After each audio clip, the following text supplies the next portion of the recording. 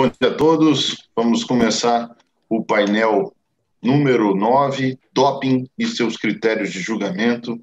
Faço agora a apresentação do presidente da mesa, Dr. Gustavo Delbin, advogado, mestre em Direito Desportivo pela Universidade de Lerida, vice-presidente da Federação Paulista de Futebol, presidente do Conselho Fiscal do Comitê Paralímpico Brasileiro e ex-presidente e conselheiro do IBDD, acadêmico da ANDD.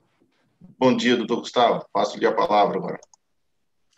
Bom dia, Gabriel. Bom dia a todos. É um grande prazer estar aqui com vocês neste congresso digital aqui de Sistema Nacional do Desporto. Flávio, primeiro agradeço bastante o convite e parabenizo pela realização, porque estou acompanhando o máximo que posso aqui todos os painéis e a gente tem visto palestras brilhantes, debates muito bons que com certeza enriquecem a nossa discussão temática sempre do direito desportivo. Não vou me alongar, não. Eu só vou agora falar que neste painel trataremos de doping, de uma maneira geral, e para isso nós temos duas convidadas, doutora Desirê Emanuele dos Santos e doutora Tatiana Mesquita Nunes. A Desirê vai abrir o nosso painel, falando um pouquinho sobre a UT, as questões práticas, as questões de pandemia, e doutora Tatiana, como presidente do Tribunal Antidopagem nosso aqui do Brasil, minha ex-colega, né, de tribunal, vai falar um pouquinho do tribunal, das situações atuais, dos julgados, da jurisprudência, de tudo que nós temos de novidade ali. E reservamos para o final um tempo para perguntas, né, para debates. Aí, então, gostaria já de contar imediatamente com as palavras da doutora Desirê, não sem antes apresentá-la, Desirê, rapidamente, do seu currículo gigantesco aqui, mas eu vou te falar, então, assim, ó, uma parte eu vou cortar, que é de falar de todos os tribunais que você participa. Então, daí você vai falando aí aos poucos de todos eles, mas eu vou só dizer rapidamente aqui. Então, a Desirê é especialista em Direito Desportivo pelo IBDD, foi minha aluna, salvo engano, certo, Desirê? Foi minha aluna lá no IBDD, na Federal. Presidente da 6ª Comissão Disciplinar do STJD do Futebol, auditora do Pleno e vice-presidente do STJD da Liga Futsal. Daí, além desses, fisiculturismo, paraquedismo, Federação Aquática Paulista, handball, Federação Paulista de Vôlei, STJD do Atletismo, STJD da Ginástica. Acho que falei todos. Advogada da ativa lá no Tribunal de Justiça Antidopagem, e é isso que a qualifica para estar aqui conosco e para poder debater. Muito bom dia, doutora Desirê. Por favor, a palavra é sua. Fique à vontade. Bom dia. Obrigada, Delbin, pela lida aí do currículo. Primeiramente, eu queria agradecer o convite em nome do Dr. Flávio Moura, que é um grande amigo, e agradecer a oportunidade de poder dividir este evento, e em especial o painel, né, com grandes amigos tão conceituados na área do doping. O Delbin aí que passou com a gente lá pelo tribunal, né, que eu ainda, por ser da defensoria, a gente acaba compondo o tribunal de alguma forma, e também a doutora Tatiana, que é a nossa presidente lá e nos auxilia em tudo que a gente precisa. Bom, eu quis trazer aqui uma questão que é pouco analisada perante essa pandemia de forma jurídica, eu falo, né? Porque acredito que as pessoas que são responsáveis por essas autorizações, que são as AUTs, elas estão trabalhando de forma contínua nesse período de pandemia e ainda mais, eu acredito, né? Então, eu queria dar uma pequena pincelada em como está sendo realizado essas questões dos exames antidoping e depois entrar mais na questão prática da UT e trazer uma visão geral que eu acho importante aqui para os advogados que estão nos acompanhando aqui nesse evento. É importante dizer que os atletas, eles poderão ser testados agora durante a pandemia, talvez não serão com frequência onde há restrições de mobilidade, né, que as pessoas estão passando por dificuldades de acesso. Aqui onde eu estou hoje, a gente encontra-se dentro do plano do Estado de São Paulo, a gente encontra na fase laranja, então a gente tem uma certa limitação de locomoção e de acesso. Então, locais que estão assim, pode ser que os atletas não tenham tanta frequência de visitas dos exames, né? Mas eles podem ser submetidos aos exames e estão voltando a ser, igual agora a gente voltou, por exemplo, com o futebol, com o Campeonato Brasileiro, e no futebol já está sendo feitos os exames normalmente, claro que com um pessoal reduzido ali na hora da coleta, né? E dentro dessa coleta, antes era feito um sorteio ali na hora do jogo mesmo, e agora não está sendo feito assim, até mesmo por segurança do protocolo estabelecido pela CBF. Esse sorteio é feito um dia antes, na própria CBF, e quando os atletas chegam para os jogos, eles já sabem quem será submetido para fazer a coleta do exame ali após o jogo, né? E ao conduzir essa coleta, os testes ali, os DCOs, que são as pessoas responsáveis por essa coleta, na medida do possível, eles devem tentar manter um distanciamento social. Não sei se vocês têm conhecimento de como é feito a coleta, né? Mas quando você vai para fazer a coleta da urina, por exemplo, você tem uma escolta, e essa escolta, via de regra, fica muito próximo ali do atleta, para que ele possa ver que o atleta não está fazendo nada de errado ali na própria coleta, para que possa inviabilizar essa amostra, né? E agora é pedido que, na medida do possível, os DCOs fiquem um pouco distante, para também garantir a segurança, tanto do DCO quanto dos atletas ali na própria coleta. Se o atleta ele tiver indicação de que esteja com Covid, por exemplo, ele deve se isolar, e a partir do momento que ele faz essa constatação, ele deve informar a organização antidopagem, no caso a ABCD, e aí ela vai tomar todos os procedimentos para que seja assegurado para ele, se ele for eventualmente sorteado para um exame, que seja assegurado uma forma mais segura para que ele faça essa coleta posteriormente, né?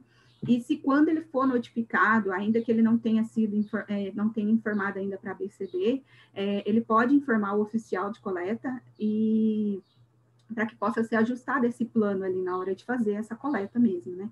Ele pode se recusar a fazer o exame? Não, ele não pode se recusar a fazer o exame. Se ele se recusar a fazer a coleta ou não concluir o processo da coleta, essas informações constarão do formulário que o DCO carrega com ele, e com os resultados serão direcionados para a gestão de resultados, que é onde inicia todo o procedimento antidopagem, né? E lá se estabelecerá um processo onde será dada a oportunidade para o atleta se justificar o porquê que ele não quis receber o DCO, o porquê que ele não quis fazer o exame. Se a ABCD achar plausível o que ele está apresentando, esse processo se encerrará ali mesmo, né?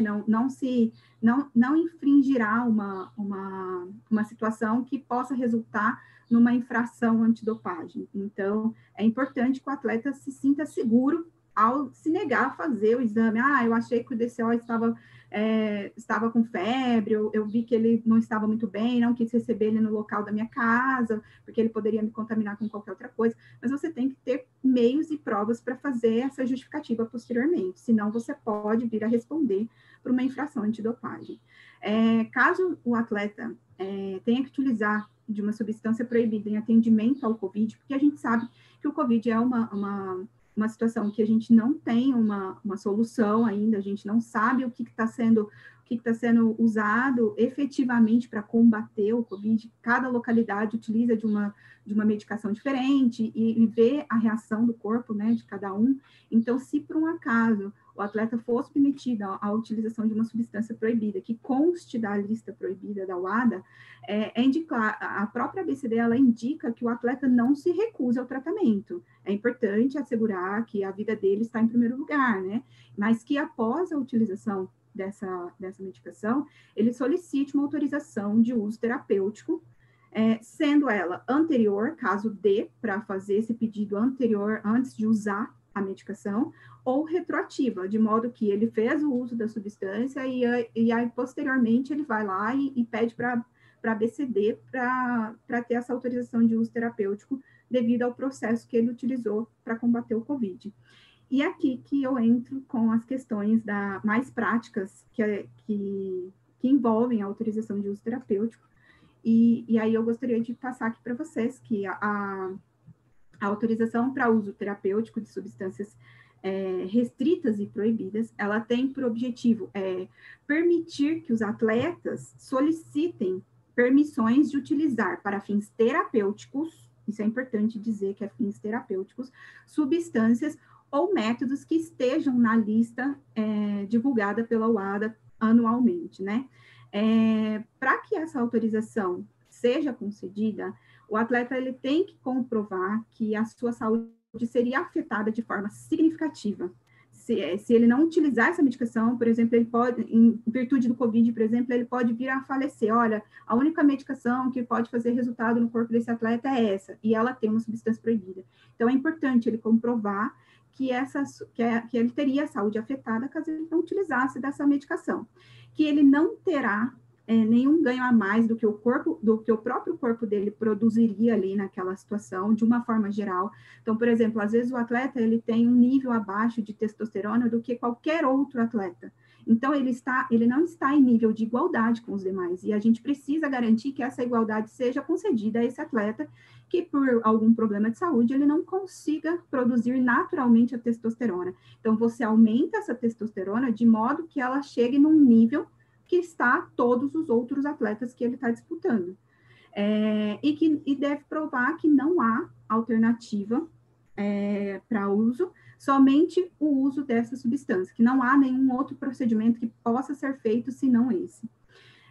Os atletas de nível internacional, ou quando o atleta está em grupo alvo de testes de uma federação internacional, esse pedido de autorização de uso terapêutico deve ser feito diretamente à federação internacional, a qual ele está vinculado. Então, se ele está vinculado na parte do atletismo, ele vai pedir para a federação, para a IAAF, para que ela conceda essa autorização de uso terapêutico. O grupo-alvo de atletas são aqueles atletas, é um grupo formado por atletas que estão entre os melhores do país, ou os melhores naquela modalidade, e passarão por um controle mais rigoroso, serão submetidos com frequência ao controle de dopagem fora de competição, porque a maioria dos atletas são submetidos em competição. Então, esse grupo de alvo de atletas, eles são submetidos fora da competição ali. Os atletas de nível nacional, cabe à organização nacional conceder essa AUT. Os atletas solicitarão a ABCD, que no caso é a organização nacional responsável por conceder essa autorização, que é a Autoridade Brasileira de Controle de Dopagem, que devem pedir com a maior antecedência possível essa autorização, e de preferência que nunca inferior a 30 dias da participação em competição. Então, é pedido que seja respeitado esse prazo para que a comissão possa avaliar com cautela esse pedido de autorização. E isso é uma questão de segurança, tanto para o atleta que está solicitando, quanto para quem vai competir com aquele atleta, porque você garante que a comissão vai ter uma análise completa daquilo ali e possa garantir um jogo justo e limpo para todo mundo, tanto para quem precisa daquela medicação, tanto para quem vai enfrentar aquele atleta numa eventual competição. A ABCD, ela pede que, se possível, esse pedido seja feito acima de 2 meses. Então, 30 dias é o limite, mas é sugerido que seja feito antes de 2 meses da competição. Para solicitar essa autorização de uso terapêutico, é necessário preencher um formulário específico que está disponibilizado no site da ABCD, está lá bem evidente, qualquer pessoa pode acessar, qualquer pessoa pode completar esse formulário, né? E junto desse formulário, ele deve apresentar uma documentação médica. Então, é essencial que o atleta esteja assistido por um médico e que esteja acompanhado ali de todo o seu histórico médico para que faça a solicitação dessa autorização. Não é tão simples quanto parece. Eu falo que no doping as pessoas acham que as coisas são simples. É simples eu responder, mas não é. É importante você ter ali um respaldo, tanto médico quanto jurídico. E aí, junto desse formulário, essa documentação médica que ele tem que apresentar, ela deve comprovar que o estado de saúde do atleta sofreria uma piora significativa caso a substância deixasse de ser usada ali no decurso do tratamento, que o seu rendimento não será potencializado, ou seja, ele não vai ter um ganho ali na competição, que vai colocar ele em pé de desigualdade com os outros atletas, de forma... com a utilização dessa medicação, né, de forma irregular. Não existe outra forma de tratamento, como eu já havia mencionado, e ele deve apresentar uma lista de autorizações de uso terapêuticos que ele tenha feito anteriormente. Se acaso não é a primeira vez que ele está solicitando, ele deve apresentar toda essa listagem das autorizações que ele tem anteriormente. Deixa eu pensar mais. Histórico médico detalhado do atleta, com resultados de todos os exames atuais relevantes para essa solicitação. Então, não adianta apresentar um exame que não vai ser relevante para aquela medicação, que não vai ser fornecido. É importante vocês trazerem isso tudo certinho, porque aí a autorização automaticamente vai ser avaliada mais rápido, né, do que se tiver faltando documento, você precisa trazer, informar, ser negado e pedir de novo, tal. Há uma necessidade de uma declaração médica atestando a necessidade da substância, então você precisa de um médico ali realmente para assegurar. Isso aqui é muito importante, porque não vai ser qualquer médico que vai te dar essa autorização, muito pelo contrário, quando o médico pode sugerir uma medicação que você não tem necessidade, ele pode, muitas vezes, responder por isso futuramente num procedimento antidopagem. Então, o médico ele vai estar certo de que você precisa daquela medicação. Você vai ter uma garantia através dele de que você realmente precisa daquilo ali. E as especificações, nesse pedido, você deve pôr as especificações médicas sobre a dosagem que você acredita ser necessário para aquele atleta, a frequência do uso, a forma que você vai usar e a duração dessa administração. Então, se você precisa usar por um período, você vai fazer tudo certinho ali nesse pedido e colocar para que a comissão avalie esse pedido integral. Essa comissão de autorização de uso terapêutico, você quer fazer alguma pergunta, Davi? Não?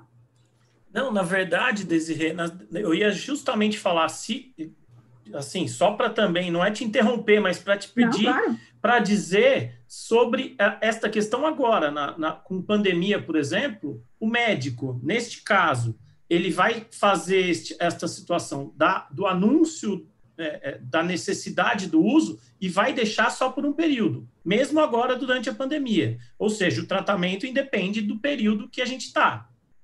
Sim, ele está sob tratamento e vai estar utilizando aquela substância. Exatamente, porque a gente sabe que a própria COVID, né, ela tem um período ali de duração, um período que você deve administrar a medicação, né? Então, o médico automaticamente, ele vai fazer o pedido ali dentro desse período que ele precisa utilizar dessa medicação. Mas eu acredito que o que a gente mais vai ver agora nesse período de pandemia são pedidos retroativos e não pedidos anteriores, né?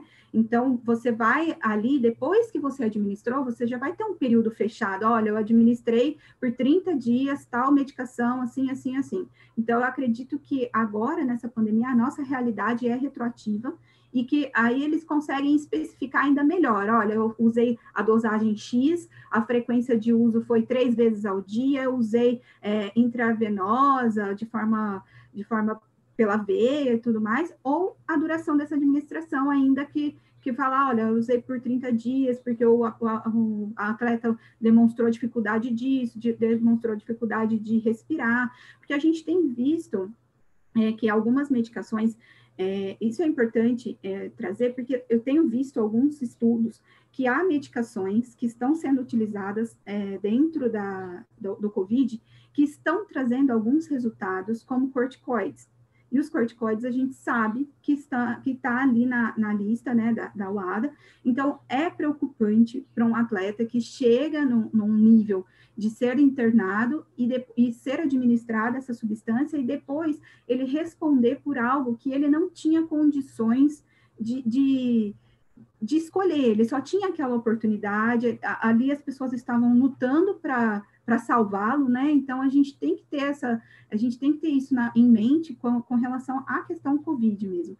Claro que são analisados caso a caso, né? E não vai ser todo mundo enfiado no COVID se por um acaso algum atleta cair aí com uma medicação suspeita e não testou positivo. eu usei por precaução. Não, peraí, vamos conversar e não vai ser fornecida uma autorização de uso terapêutico para essa pessoa, né? Tem que ser analisado caso a caso. E aí, essas análises são feitas pela Comissão de Autorização de Uso Terapêutico da ABCD, que ela é composta por 21 membros médicos de reputação ilibada, com experiência na assistência e tratamento de atletas, conhecimento notório de medicina clínica, esportiva e do exercício físico, com mandato de 2 anos, com possibilidade de recondução, essa comissão. Ela foi criada, inclusive, agora, em abril de 2020, essa comissão, por meio de uma portaria, e uma segunda portaria, que consta também agora, em junho de 2020, consta a lista de nomes dos médicos que compõem essa comissão. Se as pessoas acessarem o site da ABCD, tem lá essa listagem. A gente que trabalha ali no antidoping, a gente conhece vários médicos que estão lá e são realmente renomados na parte de dopagem, realmente conhecem o sistema, realmente conhecem as substâncias e realmente conhecem a realidade dos atletas brasileiros. Então, eu acredito que eles estão muito bem assistidos e que possam aí ter sucesso, desde que pedido com boa fé essa autorização de uso terapêutico. E aí compete, né, a essa comissão analisar solicitações de autorização estritamente com base nos preceitos legais existentes. Então, eles têm lá os procedimentos deles legais que eles devem seguir, até porque, se eventualmente eles fizerem uma análise equivocada, eles podem revogar essa autorização, né? Ou eles podem, se eventualmente ocorrer ali uma análise, eles são em muitos membros que podem ali avaliar de uma nova forma melhor para o atleta e também para a não concessão dessa autorização, né? A participação dessa comissão é considerada de prestação de serviço público, relevante e não remunerada, assim como nós todos ali do Tribunal Antidopagem, nós não somos remunerados, então nós trabalhamos mesmo pelo bem do esporte e pelo bem do jogo limpo, que a gente fala, né? E a comissão de autorização de uso terapêutico decidirá se deve ou não conceder essa autorização dentro de até 21 dias. Ela também tem um prazo para fazer essa análise, né? E a decisão que conceder a autorização, ela deve especificar as dosagens, a frequência, a forma de uso e a duração de administração. Então, assim, não quer dizer que porque o médico pediu dentro daquela situação, eu quero tanto de dosagem, eu quero essa frequência, eu quero essa forma de usar e essa duração, que a comissão vai julgar dentro daquilo ali, do que o médico está pedindo. Muitas vezes eles podem julgar diferente dentro dos critérios técnicos que eles têm lá dentro na hora de avaliar essa autorização. A decisão que negar essa autorização, ela deve ter uma explicação dos motivos. Isso é importante para os atletas, para que eles possam apelar dessa decisão. Aqui é importante até o advogado, você está assistido por advogado, porque para que o advogado possa fazer esse auxílio ali, e essa forma de recorrer do atleta é por meio de apelação em 15 dias. Ele tem 15 dias para recorrer ao painel de apelação nacional. Esse painel, ele é composto por 3 médicos, sendo um nomeado pelo Conselho Federal de Medicina, né? Um pelo recorrente, que seria o atleta, e um pelo ABCD. E os 3 vão chegar ali num consenso se realmente a autorização deveria ter sido negada ou concedida, né? O painel de apelação, ele, após ser composto, ele terá um prazo de até 21 dias para chegar a uma decisão sobre essa apelação. Então, o atleta tem 15 dias para recorrer e dessa situação, ele tem 21 dias ali para ser decidido. E da decisão final, caso ainda o atleta não esteja feliz com o resultado final desse painel de apelação, ele pode recorrer ao CAIS, que é na Suíça, e a gente tem bastante conhecimento aí. Não é fácil chegar no CAS, até porque a gente sabe que tem uma taxa para ingressar lá, né? Então, é importante o atleta ter esse conhecimento até por meios jurídicos. A Federação Internacional, ela pode reconhecer uma autorização de uso terapêutico concedida pela ABCD ou não. Caso ela não reconheça, ela deverá comunicar imediatamente o atleta e a ABCD. e apresentar as razões do porquê ela não considera aquela autorização válida para competições internacionais, ok? O atleta terá 21 dias também para submeter essa decisão para o ADA, para revisão, para o ADA decidir quem que está certo, se a autorização da BCD é válida para a Federação Internacional ou não. Enquanto o atleta aguarda essa decisão, a UT não deixa de ser válida, mas ela só vai ser válida no território nacional. Então, ele só pode usar em competições no Brasil, se ela for concedida pela ABCD. E o inverso também é aplicável, tá? Se a Federação Internacional conceder uma autorização e a ABCD não acha que está dentro dos padrões que ela define como corretos, ela também pode negar, e aí também terá um prazo para o atleta recorrer ao ADA, enfim. Igual, é bem parecido o procedimento dos dois. Se a Federação Internacional ela conceder essa autorização de uso terapêutico para um atleta brasileiro, ela deve notificar não somente o atleta, na hora que ela conceder, né, como também a ABCD através do sistema ADAMS, que é um sistema que todas as pessoas envolvidas com o atleta têm acesso. Então, toda a Federação Internacional, quanto a ABCD, pode ter acesso a esse sistema, também o atleta tem acesso a esse sistema, que inclusive é onde ele deve fornecer sua localização para fazer exames fora de competição. Essas organizações, tanto a internacional como a nacional, elas devem informar o ADA sobre a concessão de qualquer autorização. Então, o ADA tem que estar ciente ali em todo momento de quando for concedida essa autorização. A autorização, ela pode ser revista a qualquer momento pela UADA, bem como ela pode ser anulada. Se a UADA achar que não está dentro dos padrões que ela determina como corretos, ela pode anular essa autorização. Claro que o atleta vai ser informado, ele não vai competir sem a autorização estar em vigência e sem ter conhecimento disso, e ele poderá recorrer também dessa decisão para o CAS. Importante eu dizer aqui, até para eu finalizar já o que eu trouxe, é que a regra é que antes do uso de qualquer medicamento, o atleta deve solicitar essa autorização de uso terapêutico. Apenas em casos de emergências médicas definidos de acordo com o padrão internacional da UADA, né, que a gente tem um procedimento todo direcionado para isso, é que poderá ocorrer a aprovação de uma autorização com efeitos retroativos. Então, a retroativa, ela não é uma regra, ela é uma exceção. É importante que o atleta entenda isso, né? E aqui, eu acho que a Tatiana até pode trazer aí dentro do que ela vai trazer das questões de decisões, uma ideia melhor de como são avaliadas essas questões de AUT pelos julgadores, pelos auditores do tribunal, né? Aquelas trazidas de formas retroativas, que são as que chegam para o tribunal, evidentemente, né? Aquelas que são avaliadas antes de submeter exames, via de regra, se for aprovada, nem vai chegar no tribunal.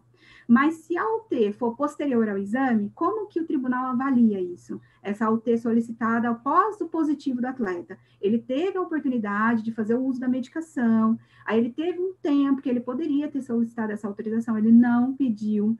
Aí, quando ele cai no exame, aí vem o resultado do exame, ele diz, eu usei tal substância, vou pedir autorização de uso terapêutico. Como é avaliado isso pelo tribunal, e quando já existe o processo já está lá no tribunal, no TJDAD, e ele fala, eu vou pedir uma autorização de uso terapêutico retroativo. Como que o tribunal encara isso? Ele considera, ele não considera? Eu acredito que a Tatiana tem bastante propriedade, muito conhecimento para trazer isso para a gente. Eu já vivenciei uma situação parecida com essa, de que era necessário uma autorização de uso terapêutico retroativo. Então, eu acho que o tribunal, ele pode avaliar de formas pontuais conforme o caso, né? E aqui eu ressalto, por fim, a importância, novamente, de um atleta ser assistido por advogados. Aqui a gente está num evento da OAB, que é importante os advogados terem esse conhecimento jurídico, de acessibilidade para os atletas, né? E médicos. O atleta deve estar assistido por um advogado, por médico, mesmo antes de ser submetido a exames. É importante um atleta ter uma assessoria ali que informe ele do que ele pode ser, do que ele pode usar, do que ele não pode usar, e o advogado ele ter conhecimento dos procedimentos que ele deve ter cuidado, e é imprescindível ter um advogado quando do recebimento da notificação. O despacho que o atleta recebe, quando ele fala, você testou positivo na substância X, é lindo, O atleta muitas vezes é iludido por aquele despacho, porque realmente é muito claro, é evidente ali, o atleta recebe e fala, olha, se você falar para mim que você usou, você pode ter sua pena reduzida. Óbvio que o atleta, se ele estiver ali de boa fé, ele vai falar ali, né? Não, eu usei mesmo, não sei o quê. Mas nem sempre o procedimento que ele adota e a forma que ele adota está correto. Então, e aí isso pode prejudicá-lo lá na frente. Talvez ele faz de boa fé para ajudar e acaba prejudicando. E aí, a hora que ele vai procurar um advogado, a situação já descambou, já não tem muito para onde correr. Então, é importante essa atuação jurídica nossa como advogado ali no processo, e imprescindível quando ele tem essa notificação positiva ali, e a gente precisa trabalhar para que os atletas entendam essa importância nossa como advogado e também dos médicos, porque no caso de uma autorização aqui, o médico também é imprescindível. Era basicamente isso que eu poderia trazer e vincular aqui com o nosso momento de pandemia, que eu acho que ainda vai perdurar por bastante tempo. A gente não sabe ainda quais serão os procedimentos adotados para que as pessoas possam superar este momento de Covid, quando testados positivos e tenham que ir ao médico. Então, eu acredito que a autorização de uso terapêutico a gente vai vivenciá-la bastante agora, nesse momento de pandemia. É isso aí. Obrigada. Muito obrigado, Desirê. Excelente, excelente, porque você traz ainda aí para a gente uma noção do momento atual que a gente está vivendo, com uma dificuldade evidente por conta da pandemia, mas que, assim, com as suas informações, a gente vai ter a possibilidade, inclusive, de perguntar depois para a doutora Tatiana qual que é o entendimento do tribunal neste momento. Bom, nós estamos aqui num congresso para fomentar a educação e, sobretudo, falar de direito desportivo. Somos aqui no 9º painel do doping e seus critérios de julgamento, e eu já vou passar a palavra imediatamente para a doutora Tatiana Nunes, que é advogada da União, membro do Núcleo Especializado em Arbitragem da Advocacia Geral da União, presidente do Tribunal de Justiça Desportiva Antidopagem e mestre em Direito do Estado pela USP. Doutora Tatiana, você tem a palavra. Muito obrigado por ter vindo, por ter cedido aí um tempinho da nossa atribulada vida profissional para poder falar um pouquinho sobre o tribunal para a gente, falar um pouquinho do doping e seus critérios de julgamento. Obrigado, muito bom dia. Bom dia a todos, bom dia, Delbin. É uma honra estar aqui com um amigo e parceiro aí da construção desse tribunal, né? O Delbin que esteve lá no começo com a gente, ajudou a construir, a Desirê, outra parceira, né? A Defensoria da Ativa não seria mesmo sem a Desirê, combativa e ajuda todos os defensores que entram. Então, realmente é uma honra estar aqui. Agradeço também o convite dos organizadores, Dr. Flávio, Dr. Gabriel, pela oportunidade de falar sobre um tema pelo qual eu sou apaixonada, né? E vou, então, eu já mudei 3 vezes o tema que eu ia falar, e eu vou mudar de novo. Porque eu vim na fala da Desirê. Olha que sacanagem. Não, mas eu só faço isso porque eu sei que eu tô com 2 feras aí comigo. Então, ouvindo a fala da Desirê, que eu estava pensando, eu vou falar um pouco de responsabilidade do atleta, relacionada aos critérios de julgamento, ou seja, como o atleta é julgado sob o ponto de vista bem específico da sua responsabilidade. Por quê?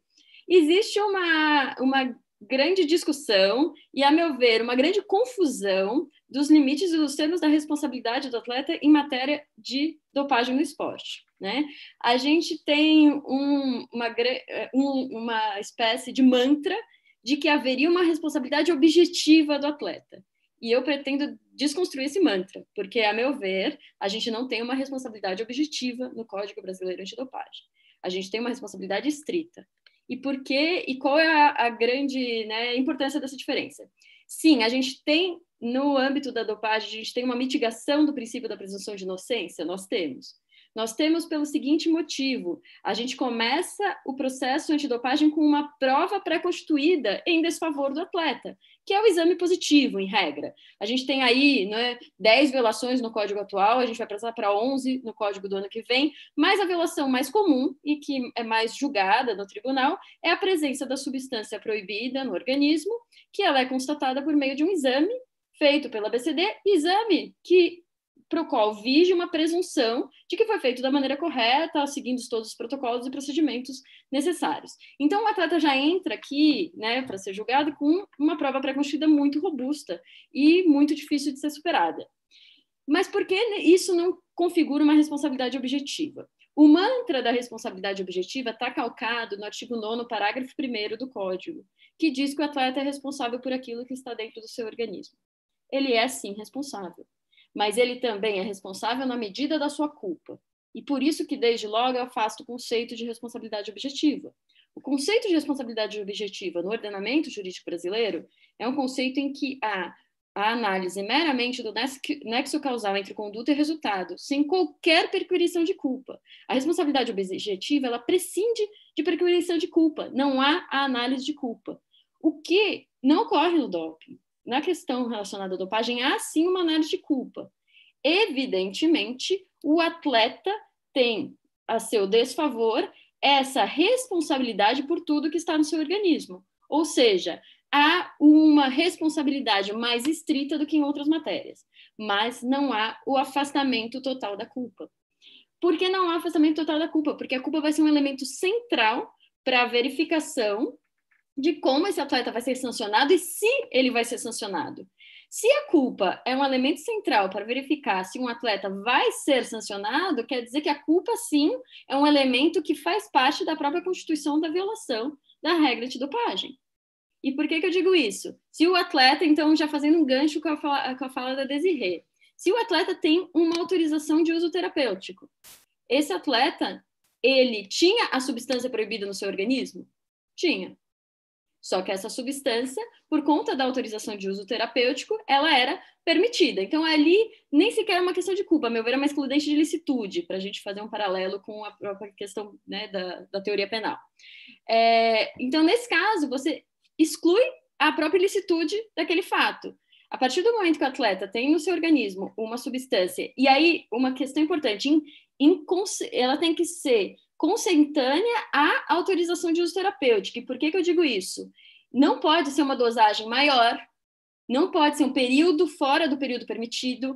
Então, é importante destacar que não basta ter uma autorização de uso terapêutico para que a substância verificada no organismo faça com que o atleta não seja punido.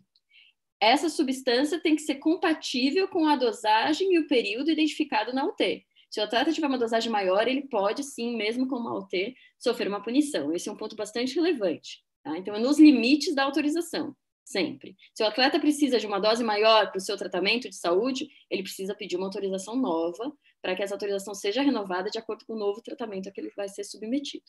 Tá? E construindo essa ideia, por que então esse conceito de responsabilidade do atleta ele é uma responsabilidade estrita, não uma responsabilidade objetiva? A gente tem uma previsão no artigo 100 de eliminação do período de suspensão, e é essa a redação hoje do artigo 100 do Código Brasileiro Antidopagem, em caso de ausência de culpa ou negligência significativa. Ou seja, o atleta que não age com culpa, não age com qualquer tipo de negligência, ele vai ter eliminado o seu período de suspensão. Muitos dizem que essa situação de eliminação do período de suspensão não seria propriamente uma absolvição, do que eu discordo. Tá? Eu entendo que a culpa sim, faz parte da formação da conduta do atleta que leva à violação da regra de dopagem, tá? E com isso, a partir do momento em que ele tem eliminado qualquer período de suspensão, quer dizer que a conduta dele não é mais considerada para o ambiente antidopagem, para o sistema antidopagem, como algo a ser punível. E nesse ponto, então, eu acredito que sim, a culpa ela leva à sua absolvição.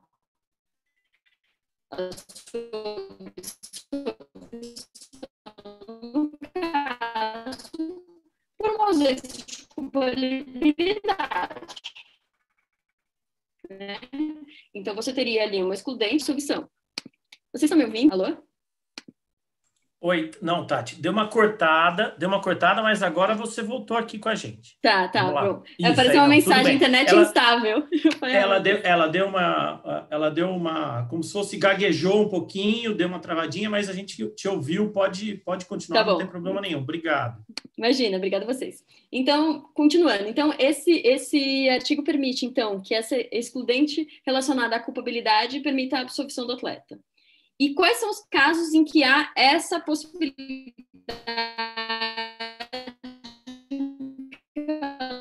atleta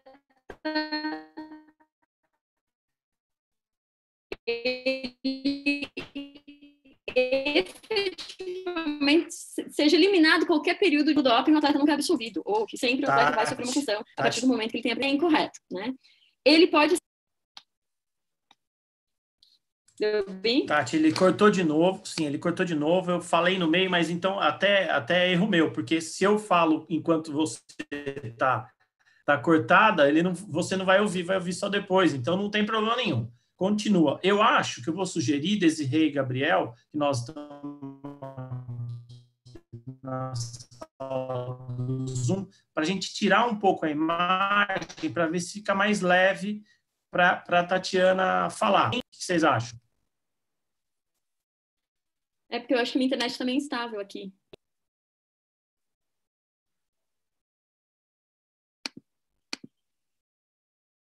Sim, mas eu estou te ouvindo. Pode falar. Posso sim, continuar? pode. A gente está te ouvindo, sim. Tá. E a sua imagem tá jóia. Perfeito, tá bom, obrigada. Bom, então, quais são as situações em que poderia levar a aplicação desse artigo 100, a eliminação desse período, de qualquer período de sanção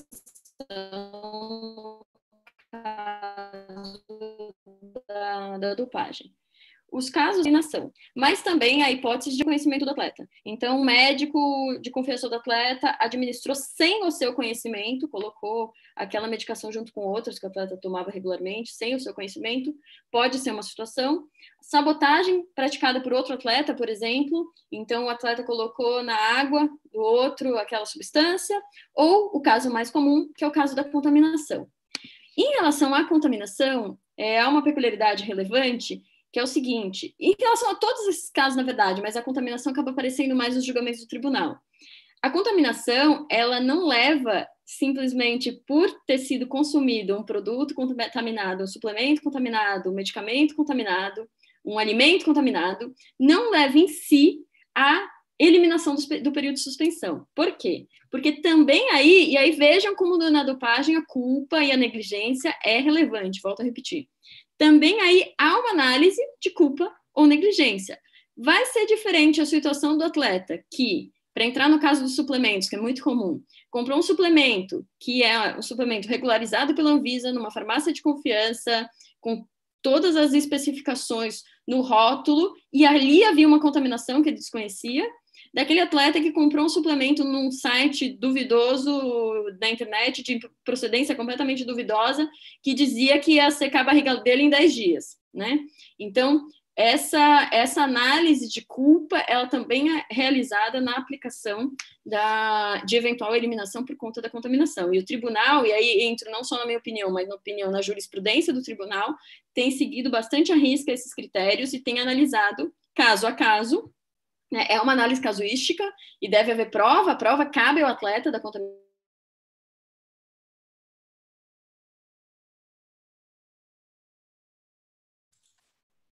Ixi, agora a doutora Tatiana travou, né? Não é? E agora a gente não ouve Agora você voltou, Tati, pelo menos aqui para mim. Eu estou ouvindo você, Delbin. Então beleza, então pode falar, porque ele travou, tá. De repente ficou sem voz e ficou parado. Tá. Vamos lá. Tá bom. Então, e aí a gente leva isso em consideração no tribunal em todas as análises relacionadas à contaminação, todos esses elementos relacionados à culpa.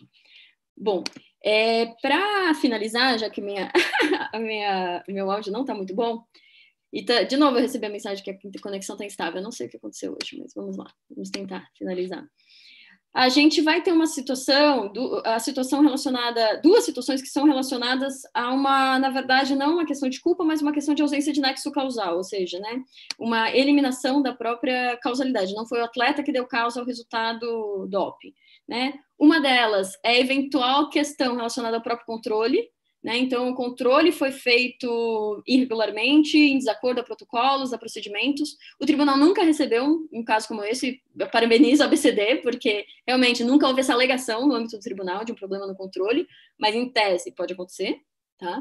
E uma segunda possibilidade é a própria OT. A OT, ela realmente elimina o nexo de causalidade e faz com que não tenha sido a conduta do atleta considerada geradora do resultado doping.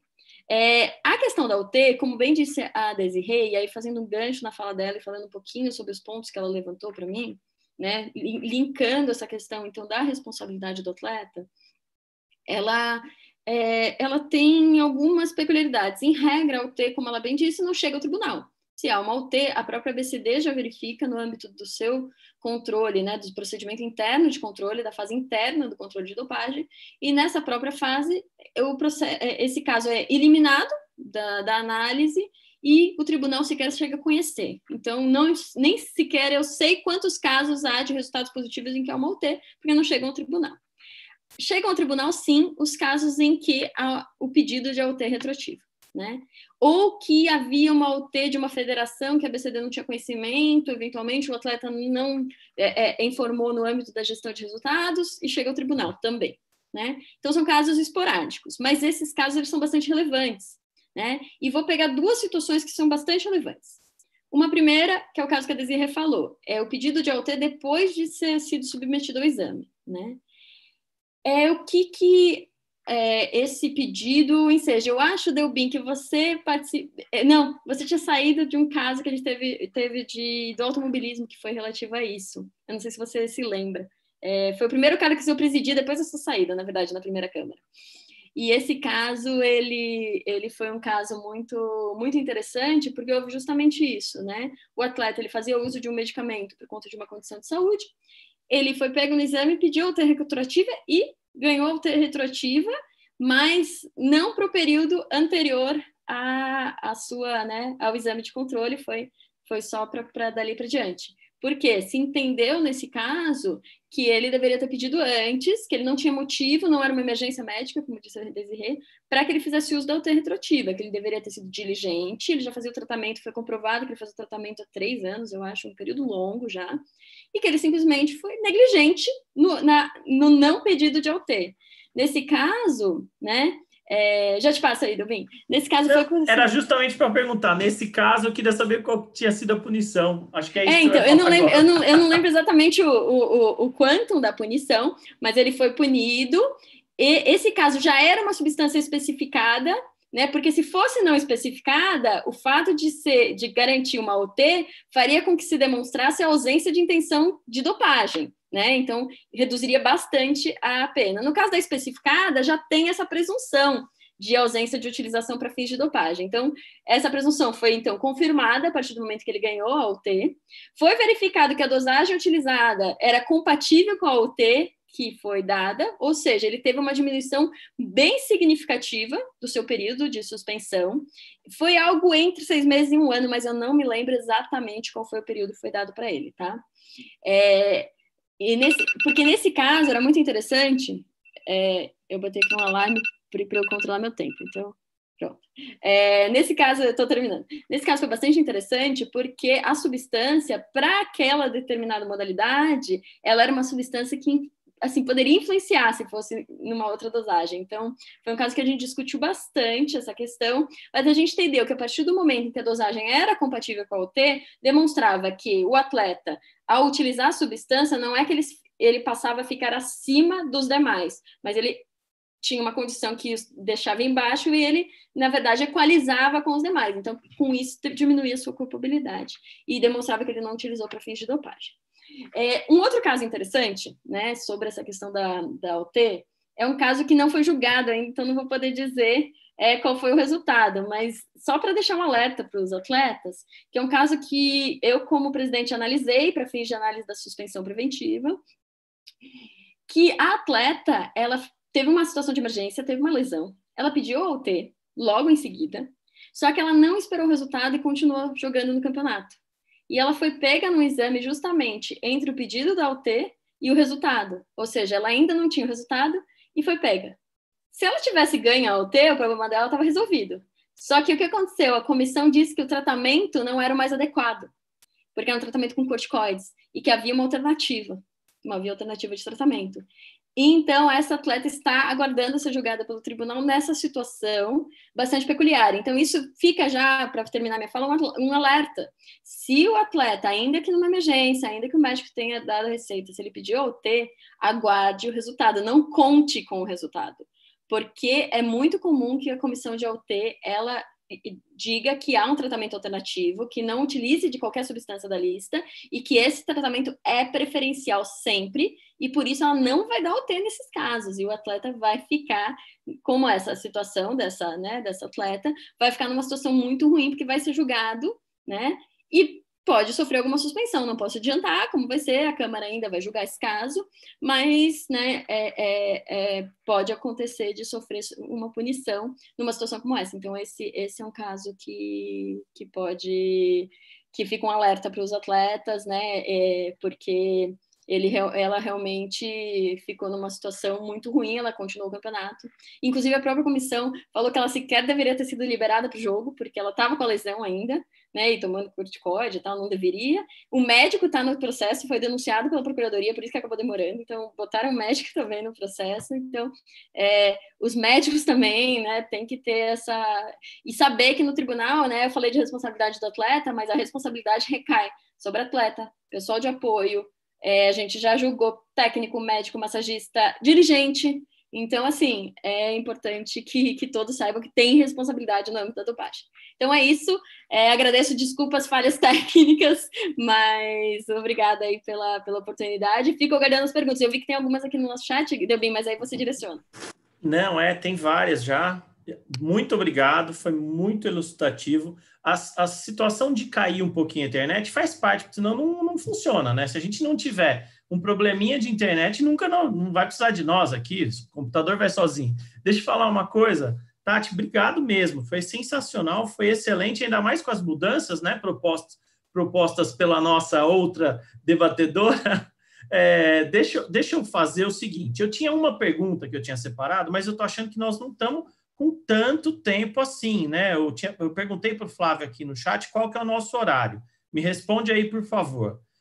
Eu tenho uma pergunta que era a respeito dos critérios de julgamento, se há alguma mudança considerável com o Código Novo. Tá? Então, não sei se a Tati pode responder, se a Desirê quer falar, mas vamos falar rapidinho, porque eu vi que tem umas 4, 5 perguntas para a gente tentar responder todas elas. Então, Tati, se puder, me fala do Código Novo, se tem alguma situação considerável com relação ao processo a partir de 2021.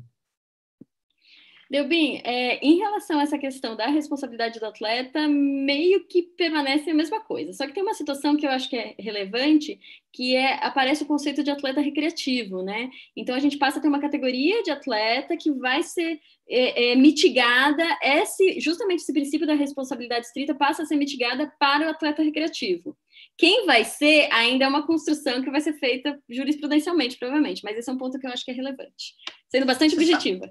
Sim, ótimo, excelente. É nessa rapidez mesmo que a gente está precisando. Mas deixa eu te dizer, eu acho que lá isso atende muito o que a gente tinha na época que o doping era julgado pelos STJDs no atletismo, porque eu acabava julgando o corredor de rua, que é o cara que vai no final de semana fazer e não sabe absolutamente nada do que ele está usando ou que não ia. Desirê, você ia falar sobre isso? Me desculpe, pode falar. Não, na verdade, eu estava só fazendo referência ao corredor de rua. Mas eu não uso nada, não. Você é, né, Desirê? Ela está falando de uso próprio. Não, já entendi. Nós vamos já vai ter um alvo aí na sua cabecinha na próxima corrida. Pode deixar, tranquilo. Pior é que eu não uso nada, nem quando eu me lesionei, eu usava. Eu tive esse cuidado de ir ao médico e falar, olha, eu não sou atleta profissional, eu corro no fim de semana, eu corro assim, mas eu participo de provas e eu sou procuradora do atletismo. Seria muito ruim para mim se eventualmente acontecesse alguma coisa que eu testasse positivo em alguma substância em que eu sou responsável pela minha denúncia, entre aspas, né? Falei, não, eu quero que você tome todo o cuidado, por favor, porque eu tive lesão no joelho, então eu tive que fazer todo esse tratamento. Então eu tive esse cuidado, independentemente de ser só de final de semana, justamente até para prezar um pouco pela minha imagem, né? Mas também por ser, a gente acaba sendo exemplo, né? Se a gente está acusando alguém, a gente tem que tomar esse cuidado também quando a gente faz as nossas atividades físicas. Não tem dúvida, não tem dúvida. Deixa eu ler aqui, uma das perguntas foi do próprio Flávio. E acho que também é um tema aqui, viu, Flávio? Que você está colocando a gente em saia justa, mas vamos lá. Considerando o critério de julgamento, como se dá a interpretação da presunção de inocência sobre o argumento que muitos atletas informam que não sabiam que não poderiam usar aquela droga. Eu vou deixar para Tatiana falar, porque senão eu vou ser procurador aqui. Flávio, essa é a grande alegação de todos os atletas que entram lá no tribunal. Mas o princípio justamente da responsabilidade estrita, que é o strict liability, que está no artigo 9º, parágrafo 1º, diz: o atleta é responsável por tudo que está no seu organismo. Então, se o atleta não sabe, ele deveria saber. Claro que a ausência de educação antidopagem pela federação, se demonstrado que o atleta não teve nenhuma educação, pode ser levado em consideração para uma atenuação da culpa? Pode, mas não vai excluir de maneira nenhuma a sua responsabilidade. Tá sendo bastante objetivo. A boa palestrante, ela já adivinha as perguntas, então ela já tinha respondido, e como isso é uma indagação que eu escuto todo dia, eu digo, eu vou jogar lá. Inclusive, com relação a essa questão da educação, é um ponto muito importante que está vindo, né, no novo Código Mundial aí, que a UADA entendeu que é preferível você educar do que você só punir, né? Então, ela está trazendo bastante essa questão de educação pelas organizações antidopagem, né, que elas façam procedimentos para a educação geral dos atletas, para posteriormente eles serem punidos, né, antes educar, depois punir, e não punir, depois educar. Excelente, excelente. Eu vou agora, então, passar para uma outra pergunta que nós temos aqui. Foi feita lá no YouTube por Márcio Amaral. Em quais situações o atleta terá permissão para utilizar medicamento para uso terapêutico, se é somente em caso de enfermidade grave ou como isso funciona? Acho que a Desirê já falou sobre isso, mas, Desirê, se puder só resumir rapidinho para a gente. Eu até mencionei, né, na hora que eu falei, que assim, não quer dizer que sejam enfermidades graves, mas quer dizer que o atleta realmente precisa daquela medicação. Não quer dizer que foi um evento pontual. Às vezes o atleta tem um problema, exemplo, de asma crônico, ele não consegue respirar, muito provavelmente pode ser sugerido uma UT, mas não quer dizer que vá ser concedida, né? Tudo depende de uma análise dessa comissão. Então, assim, não há situações emergenciais somente, há situações crônicas que também podem ser utilizadas dessas substâncias. Eu já fui questionado uma vez por um atleta que fazia uso de testosterona porque o organismo dele não produzia o nível suficiente de testosterona para que ele estivesse em nível de igualdade com os outros atletas. Então, ele precisava fazer esse uso para suplementar e ele entrar no nível dos demais atletas. Então, assim, não quer dizer que seja grave, mas é uma questão crônica. Então, ele precisa tratar para que ele esteja justo e limpo, jogo limpo com os demais. Reposição hormonal, né? É a situação de reposição hormonal, que eu acho que no MMA, inclusive, que é óbvio que estamos falando fora do sistema, mas só para citar o exemplo, eles têm uma autorização para um uso regulado para todos. Então, igualmente a todos os atletas, um uso regular para todos. Tati, quer falar alguma coisa? Desse tema eu posso passar? Posso passar, então vou passar para a próxima já. José Caiado. Qual o procedimento correto a ser adotado pela comissão técnica dos atletas quanto à confiabilidade dos suplementos alimentares? E ele coloca aqui como exemplo o caso da Bia Haddad. Claro, Tati, por favor. Delmin, essa é a pergunta de $1 milhão no Dopagem, né? Mas, assim, dá para garantir 100% dos casos que não vai haver contaminação? Não, mas há medidas que podem ser tomadas para evitar-se ao máximo que ela ocorra, e isso vai ser levado em consideração justamente para demonstrar que o atleta agiu com a maior diligência possível, assim como sua comissão técnica. Então, o que a gente tem indicado, o que tem sido indicado pela própria BCD? Primeiro, sempre comprar 2 suplementos, né, do mesmo lote, justamente para conseguir provar a contaminação lá na frente. Por quê? Porque uma coisa é você mandar um suplemento sem lacre, para ser analisado, né? Outra coisa é, inclusive, contra os próprios procedimentos técnicos que a própria UADA recomenda. Outra coisa é o suplemento lacrado. O suplemento lacrado, do mesmo lote daquele que você ingeriu, vai permitir fazer uma prova confiável e, se houver a contaminação, então, essa comprovação vai ser levada em consideração pelo tribunal. Tá? Então, o que tem sido, né, dito como recomendação? Comprar de alguns suplementos de farmácias confiáveis, ou seja, principalmente suplementos que sejam regularizados pela Anvisa e já sejam, não sejam manipulados, sejam suplementos já lacrados, etc., rotulados, né, e regularizados pela Anvisa, de laboratórios confiáveis. Se for manipular, tem que ser assim, a manipulação é um risco em si, tá? Porque existe a possibilidade de contaminação de bancada, que eles falam que é manipular um suplemento numa bancada e uma substância numa bancada e contaminar o outro. Então, a manipulação vai gerar um risco, o atleta vai ter que assumir esse risco no caso da manipulação.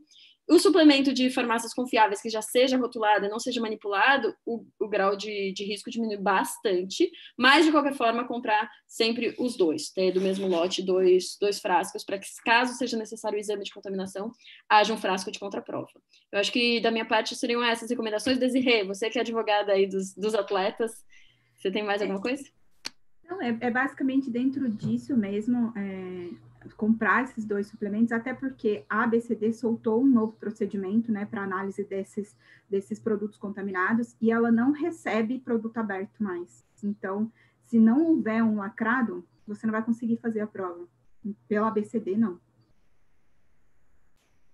Pessoal, já recebi informação aqui que nós já passamos do nosso tempo, infelizmente.